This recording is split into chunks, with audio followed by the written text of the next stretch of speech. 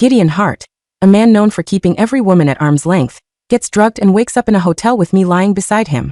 Afterward, he comes to me and offers 10 million as compensation. When I remain silent, my best friend, Lena Quimby, jumps in like she's been waiting for her cue. She snaps that money can't buy everything, trying to reject the offer on my behalf.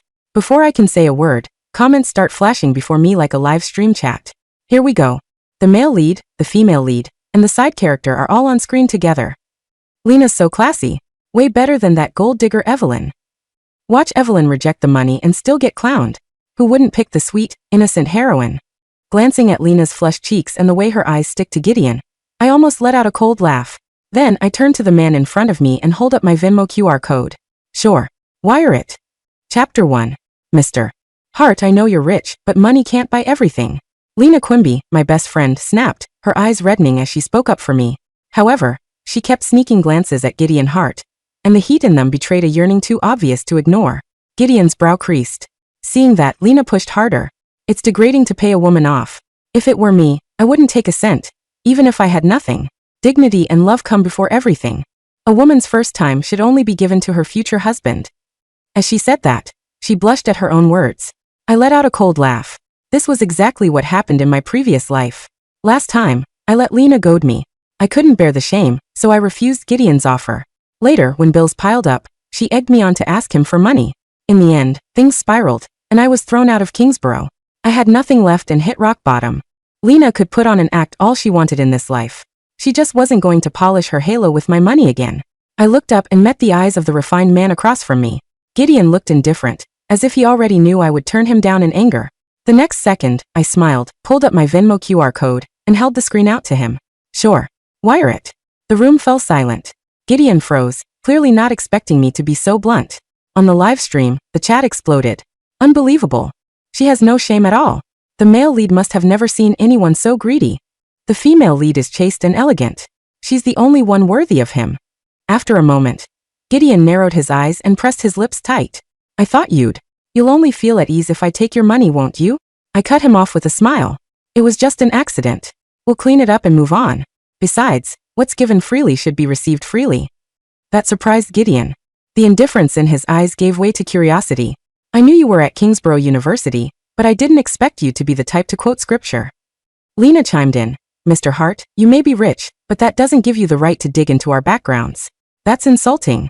Chapter 2. Insulting? I let out a cold laugh. In my previous life, I thought taking the money was insulting. Later, I learned that what was really insulting was having no money. I lifted my gaze to Gideon. I grew up in an orphanage. I paid my tuition by transcribing scriptures, so I picked up a little along the way. If you ever need that kind of work, you can reach me.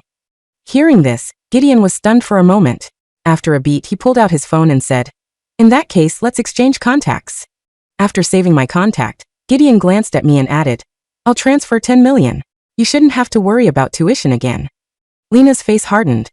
Evelyn, if you think of me as your friend, don't take that money. Why not? I retorted. If we don't share the same values, we don't need to be friends. Lena looked stunned and started to speak, but Gideon silenced her with a cold glance. This is between Evelyn and me. If you're done lecturing, you can see yourself out. Right on cue, a bodyguard stepped forward. Seeing that, the color drained from Lena's face. She slammed the door on her way out. The live stream chat went wild again. Wait, what? The male lead is defending the side character. This plot is way off the rails. I lowered my eyes and smiled. Who cared about the plot? This time, I only cared about getting paid. Back at the dorm, the atmosphere seemed strange. My roommates looked at me like I had just crawled out of a sewer. Their faces twisted with disgust. Evelyn, how could you do that to Lena? She was just trying to help you, and you dumped her for a man and his money. You ditch your friend for a man? Seriously? Lena's eyes filled with tears, and she rushed to smooth things over. Don't blame Evelyn. She just got swept up by that man. She'll regret it once she thinks it through. The chat flooded again. Lena is so kind. What an angel. Evelyn really thinks she can compete? Watch her get wrecked. Lena lowered her lashes, all grace and mercy. Yet I didn't miss the flash of triumph in her eyes. In my previous life, I didn't tell anyone about Gideon, but rumors spread like wildfire. Looking back, it was obvious who fanned the flames. My roommates only grew angrier. You're love-struck. You chose money and a man over your friend. We don't want you here. Get out. Lena stepped in like a peacemaker. Don't be like that. It isn't necessary. It's Gideon's fault, not hers. Evelyn, I know you're embarrassed. Give me his contact details and I'll talk to him for you. She sounded like she was being kind, but her eyes betrayed her greed. I sneered. No need. I'm moving out. Lena stared at me in shock, like she couldn't believe I had really said that. She wanted to say something, but another roommate beat her to it. Just let her go. I picked up my suitcase and walked out without looking back. I could afford a better life now. Why wouldn't I take it? Before long, I had the keys to my new house. Chapter 3. The comments section flooded with mockery. Look at this nobody who can't handle money. How long do you think hush money for your body lasts? Just wait until Lena ends up with Gideon. You'll get what's coming. I glanced over at the comments, a smile tugging at my lips. Who knew if Lena could even get Gideon's number? Right now, she was probably in the dorm, throwing a tantrum and smashing things. That night, I sat on the balcony with a cup of tea. The evening breeze brushed against my skin, and suddenly, my last memory from my previous life surfaced in my mind. I was in a shabby rental with drafts cutting through the thin walls, shivering alone until the cold slowly devoured me. I pulled the blanket tighter and let out a bitter laugh. Money really could buy anything. I opened my contacts list and found Gideon's name. I hesitated for a while before I finally typed a short message. After carefully choosing my words and rewriting it twice, I finally hit send. Mr. Hart, do you have a minute to talk? The screen glowed in the dark, but no reply came. I felt neither anxious nor angry. It was just what I had expected. Gideon was the kind of man who kept his distance and never rushed to respond. I put my phone away and went to sleep. What I didn't know was that while I slept, an anonymous post was rapidly spreading on Kingsborough University's forum. The title, with its suggestive wording, was clickbait, and the photos were just ambiguous enough to stir attention. The post quickly made its way to the trending list. The next morning, the ringing of my phone jolted me awake. My professor, Felicity Eldridge, sounded stern over the line. Evelyn, come to campus now. You're going to have to explain this. The moment I stepped into her office, Professor Eldridge nearly poked me in the nose with her finger. Evelyn, do you have no shame? You're a student. You should be studying, but this is what you choose to do? Disgraceful. I blinked, my mind going blank. I don't understand. What are you talking about? Drop the act. She slammed a palm on the desk, her face flushed with fury. Just then, Lena spoke up softly. Evelyn, just admit it. Otherwise, Professor Eldridge can't cover for you. I turned my head toward her. What did you tell her? Her eyes welled up at once. I'm saying this as your friend. Don't blame Professor Eldridge for being upset. She's only looking out for you. Professor Eldridge snorted. Save it, Evelyn. You had a one-night stand, and yet you don't have the nerve to admit it? You think we don't know? The photos are everywhere. My chest tightened. That's not true. You're still denying it? Fine. Let's see you talk your way out of this. Professor Eldridge shoved her phone at me. The screen displayed the anonymous post with a blurry screenshot of surveillance footage of a man carrying me into a hotel room. I drew in a sharp breath as a chill ran through my veins. The silhouette was unmistakable. The only time a man had carried me into a hotel was that night with Gideon. That night, I had been on a catering shift at the hotel. I was taking plates to a private room when all of a sudden, I felt dizzy. I told myself it was just the long hours and too little rest, then forced myself to push through.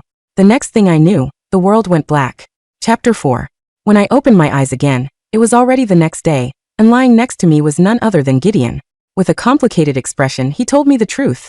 I had gotten caught up in a mess because of him. He promised to find out who was behind it and give me an explanation. I could hardly believe it. With his money and influence, how had the surveillance footage leaked and ended up all over the university forum? Professor Eldridge looked at me with open contempt. I can't believe you're one of my students. This is absolutely disgraceful. Lena lowered her gaze, but the corners of her lips nearly curled up. I froze in place, my chest tightening so much that it hurt to breathe. I couldn't say that the man was Gideon.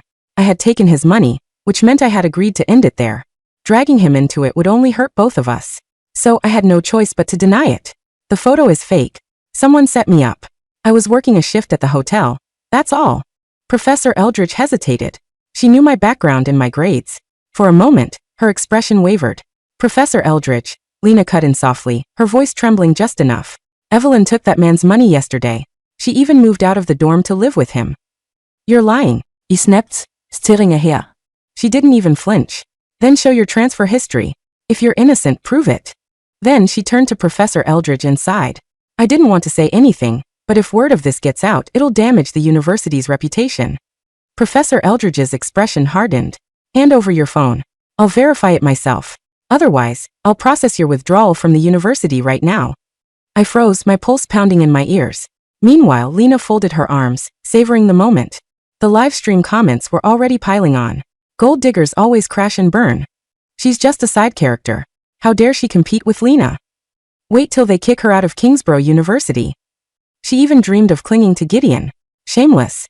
Lena snatched my phone and swiped across the screen before holding it up to show Professor Eldridge. The screen showed my chat with Gideon. The transfer receipt was right at the top, and below it was a message I had sent. But he hadn't replied to me. A flash of triumph crossed Lena's eyes, as if this was exactly what she had planned. She leaned in and whispered softly so only I could hear, her voice dripping with malice. You really think Mr. Hart wants you? Stop dreaming. You're nothing but a plaything to him. Then she straightened and handed the phone to Professor Eldridge. This is proof. Professor Eldridge's expression darkened. In that case, we'll post a public announcement. People like you don't deserve to be at Kingsborough University. My throat tightened, and a chill spread through my fingers until they went numb. Lena watched me with a satisfied smile, as though she was looking at someone who was already doomed. Just then, my phone buzzed in Professor Eldridge's hand. Gideon, who had been silent until now, had finally reached out to me. The phone buzzed a second time, then a third. Professor Eldridge looked down at the screen, her frown deepening. The caller ID simply read, Mr. Hart. Lena's eyes widened a fraction. The smugness on her face wavered, replaced by a sudden, sharp wariness. Before Professor Eldridge could decide what to do, I reached out and snatched my phone from her hand. I answered the call and pressed the phone to my ear. Hello, I said, my voice betraying none of the panic I felt inside. Evelyn. Gideon's voice came through low, smooth, and utterly composed. I apologize for the delay. I was in an international board meeting.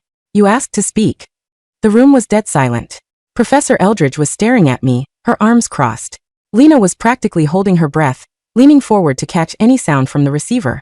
Yes, Mr. Hart, I said, keeping my tone perfectly professional. There's been a complication regarding the situation at the hotel. Surveillance footage has been leaked onto my university's forum. I'm currently in my professor's office facing expulsion. There was a pause on the other end of the line. It wasn't a panicked silence, but the heavy, calculating silence of a man who was used to holding absolute power. I see, Gideon finally said. His voice had dropped a degree, taking on a dangerous edge. Put me on speakerphone. I pulled the phone from my ear and tapped the speaker icon. Professor Eldridge, I presume? Gideon's voice echoed in the small office, crisp and authoritative. Professor Eldridge blinked, taken aback by the sudden shift in dynamic. Yes. Who is this? If you're the man involved with this student. My name is Gideon Hart, he interrupted, the weight of his name hitting the room like a physical blow. Professor Eldridge's face drained of color. Everyone in Kingsborough knew the Hart family. They owned half the city's commercial real estate, funded the university's new science wing, and practically ran the local economy. And Mr. Hart? Professor Eldridge stammered, her previous righteous fury evaporating into sheer panic. The footage on your forum is a gross violation of privacy, Gideon continued, his tone icy. Evelyn was caught in the crossfire of an incident directed at me. She is entirely innocent. The $10 million transferred to her account was a legal settlement for emotional distress, and the violation of her privacy, facilitated by my legal team. Lena's face went chalk white. She opened her mouth to speak, but no words came out. If Evelyn is expelled, or if her academic standing is compromised in any way due to this orchestrated smear campaign, Gideon said slowly, I will personally ensure that Kingsborough University loses its federal grants, its private endowments, and the Hart Foundation's backing. Furthermore, I will have my legal team file a defamation suit against the university and whoever leaked the footage. Do I make myself clear? Professor Eldridge was trembling now. Why yes, Mr. Hart. Absolutely clear. It's all a misunderstanding. We will take the post down immediately. See that you do. And trace the IP address of the poster. Send it to my assistant by noon. The call clicked and went dead. I calmly turned off speakerphone and slipped the device into my pocket. The live stream comments were scrolling so fast they were a blur of text. Holy crap. Did the mail lead just nuke the professor? Wait, 10 million was a legal settlement? That actually makes sense. Lena looks like she's about to pass out LMAO. I looked at Professor Eldridge. She was frantically pulling out her laptop, her fingers shaking as she logged into the university network to contact the IT department. Then I turned to Lena. She was staring at me, her eyes wide with shock and a poorly concealed fury. The graceful, concerned best friend act had completely shattered. Are we done here, Professor? I asked smoothly. Yes, Evelyn. You're free to go. My apologies for the confusion, Professor Eldridge said, not looking up from her screen. I walked out of the office. Lena followed me, practically sprinting to catch up once we were in the hallway. Evelyn, she hissed, grabbing my arm. I stopped and yanked my arm out of her grip. Don't touch me. You think you're so smart, don't you? Lena's voice was venomous, stripped of its usual sweet cadence. You think because he defended you over the phone he actually cares about you? He's just protecting his own reputation. You're still just a toy he paid off. I looked at her, truly looking at her. In my past life, her words would have cut me to the bone. I would have doubted myself, cried, and let her manipulate me right back into her shadow. Now, I just found her pathetic. A toy with $10 million in the bank, I said, a slow smile spreading across my face. What does that make you, Lena? You played the moral high ground, tried to get me expelled, and what do you have to show for it? Nothing. You don't have his money, and you certainly don't have his attention. Her face turned a mottled shade of red. You're disgusting. A gold digger. And you're a hypocrite, I replied coldly. Stay out of my way, Lena. Next time you try to set me up, I won't be the one handling you. I'll just let Gideon's lawyers do it. I turned and walked away, leaving her seething in the hallway. Chapter 5.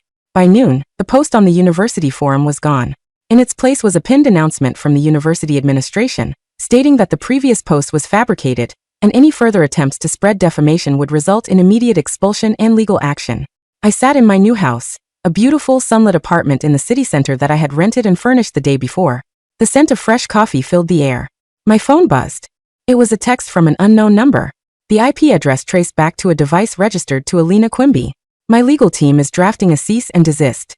Do you want to pursue formal charges? Gideon. I stared at the text. Lena had leaked the photo.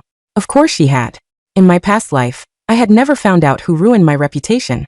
I had just assumed it was bad luck. I typed my reply. Not yet. A cease and desist is enough for now. Let her sweat. A moment later he replied. Understood.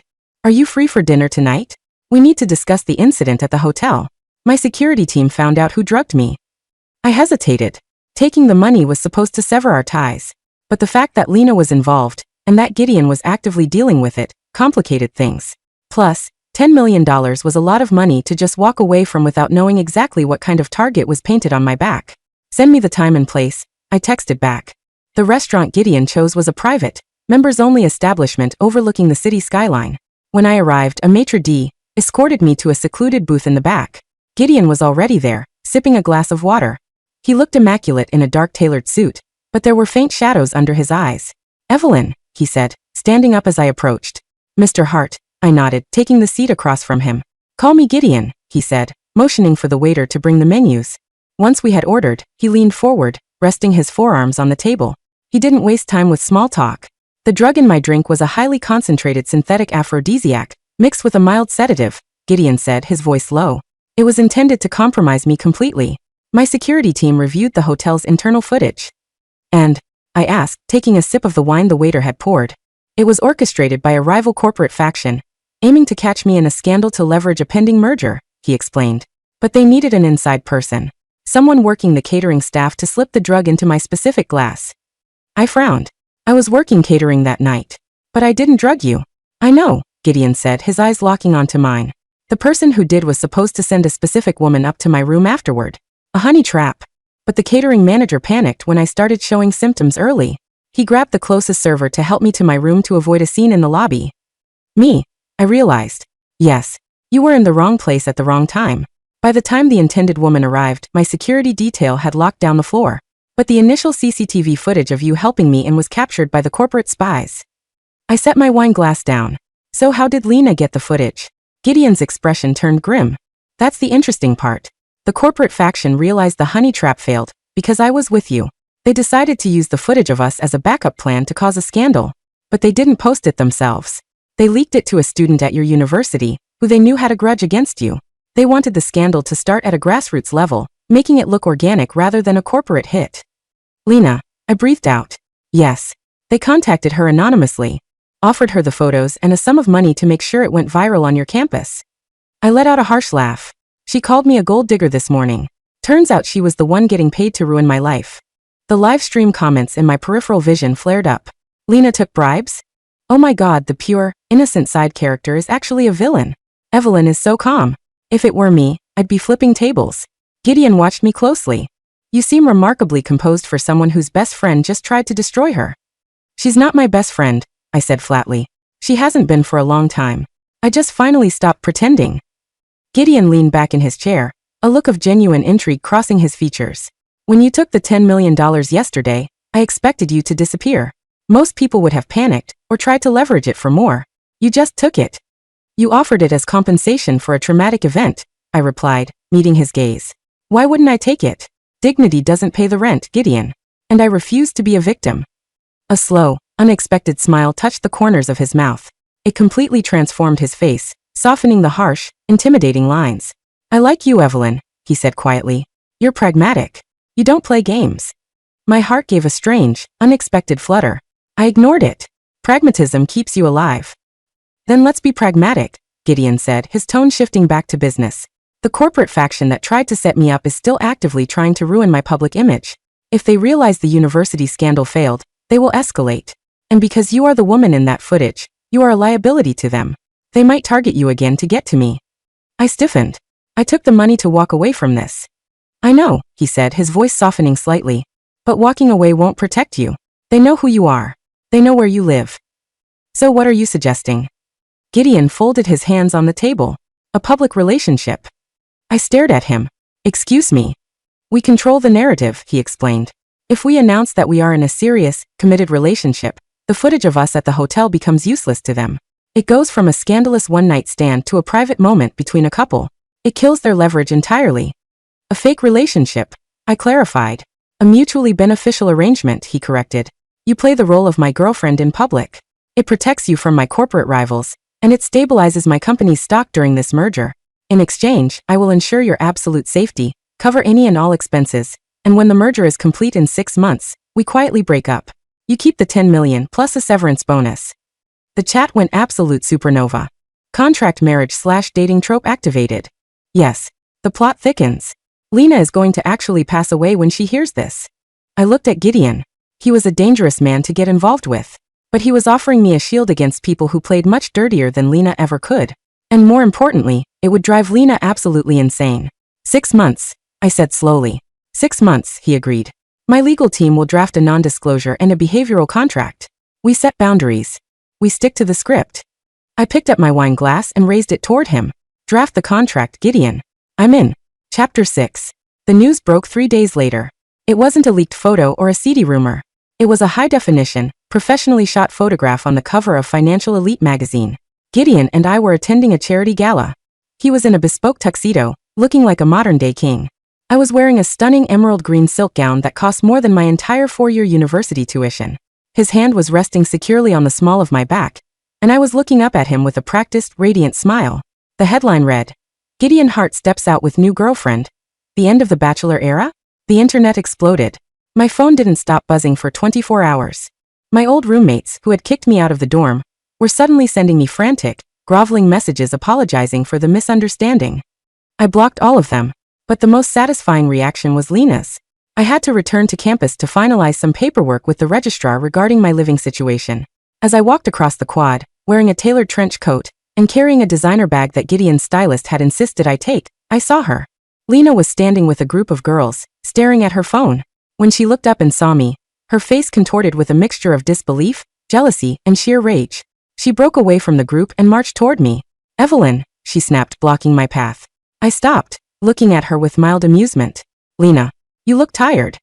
She practically vibrated with anger. Is it true? Are you actually dating him? Did you read the article? I asked smoothly. Or did you just look at the pictures? It's a lie, she hissed, stepping closer. He's a billionaire. He doesn't date charity cases from the orphanage. You manipulated him. You're blackmailing him over what happened at the hotel. I sighed, adjusting my bag on my shoulder. Lena, you really need to stop projecting your own desperate fantasies onto me. It's embarrassing. You think you've won? She sneered. He's going to get bored of you. And when he does, you'll be right back in the gutter where you belong. I leaned in slightly, lowering my voice so only she could hear. Let me make something very clear to you, Lena. I said, my tone ice cold. I know you leaked the photos. I know you took a bribe from corporate spies to try and ruin my life. Her eyes widened in sheer panic. The color drained from her face. I don't know what you're talking about. Gideon knows too, I interrupted. He traced the IP address to your laptop. He tracked the bank transfer into your offshore account. We have everything. She took a step back, her breathing hitching. Evelyn, please. Don't, I snapped. You tried to destroy me because you couldn't stand the fact that I got something you wanted. You played the sweet, innocent victim while holding the knife to my back. But you missed. I straightened up. looking down at her trembling form. Gideon's lawyers have the file. If you ever speak to me again, if you ever mention my name, or if you even look in my direction on this campus, I will let them ruin you. You won't just be expelled. You'll go to prison for corporate espionage and extortion. Do you understand me? Lena was shaking uncontrollably now. Tears, real ones this time, welled in her eyes. She gave a jerky, terrified nod.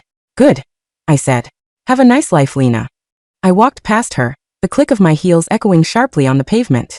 The live stream chat was cheering. Flawless victory. The side character has been neutralized. Evelyn is a queen. No mercy. Chapter 7. The first 3 months of the fake relationship were surprisingly easy. Gideon was a professional. When we were in public, he was the perfect, attentive boyfriend. He opened doors, he held my hand. He looked at me with a warmth that could melt glaciers. When we were in private, at his sprawling penthouse or in the back of his tinted SUV, he was respectful, distant, and entirely focused on work. But as the weeks blurred together, the lines began to blur, too. It started with small things. He noticed I liked a specific roast of coffee, and suddenly it was the only kind stocked in the penthouse kitchen.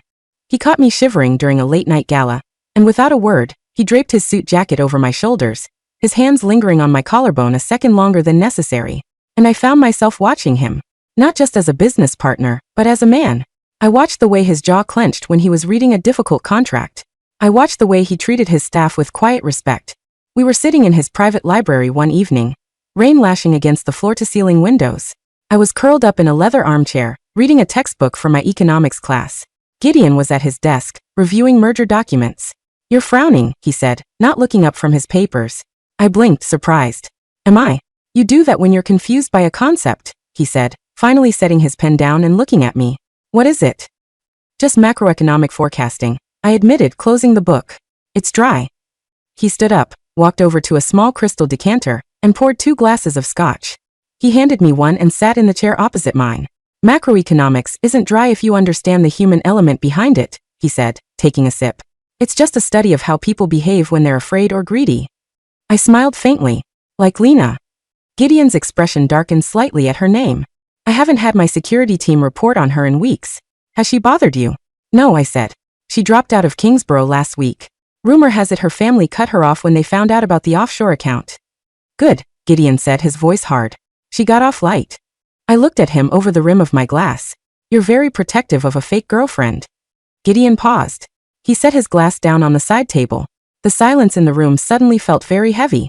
The rain continued to batter the glass outside. Evelyn, he said, his voice dropping to that low, dangerous register that always made my pulse skip. Do you still think this is entirely fake? My breath hitched. The contract says it is.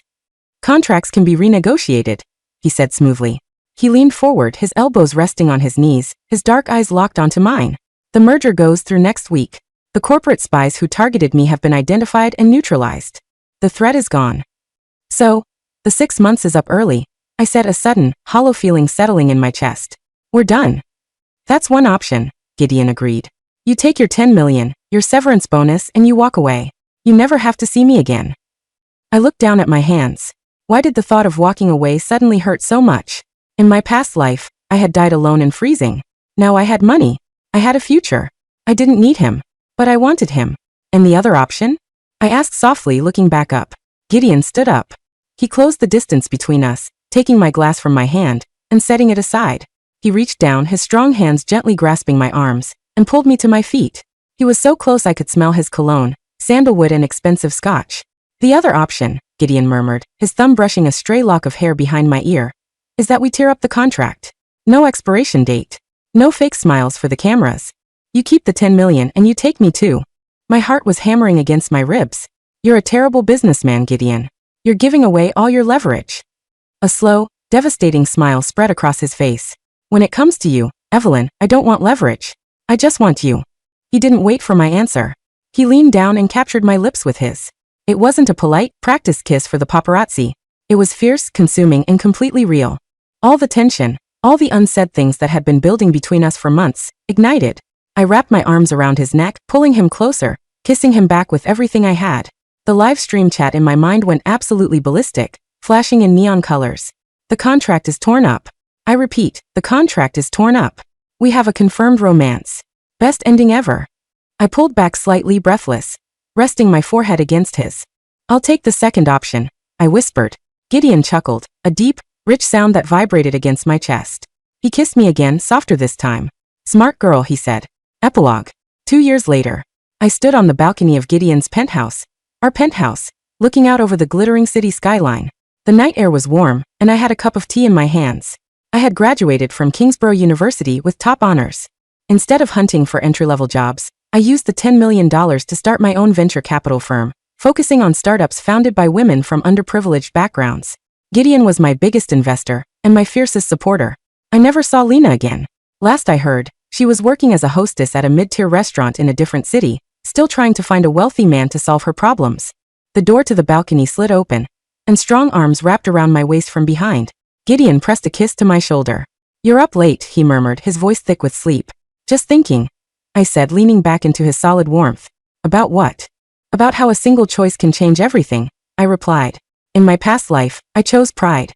I chose to care about what toxic people thought of me. It led to ruin. In this life, I chose myself. I chose the money. And in doing so, I found a life, and a man, that money truly couldn't buy. Gideon turned me around, taking the teacup from my hands and setting it on the railing. He pulled me flush against him, his eyes dark and full of love. I'm glad you made the choice you did, he said softly. I smiled, reaching up to trace the line of his jaw. Me too. The live stream chat had faded away a long time ago. I didn't need the commentary anymore. I wasn't a side character, and I wasn't playing a role in someone else's drama. I was the main character of my own life. And the ending was perfect.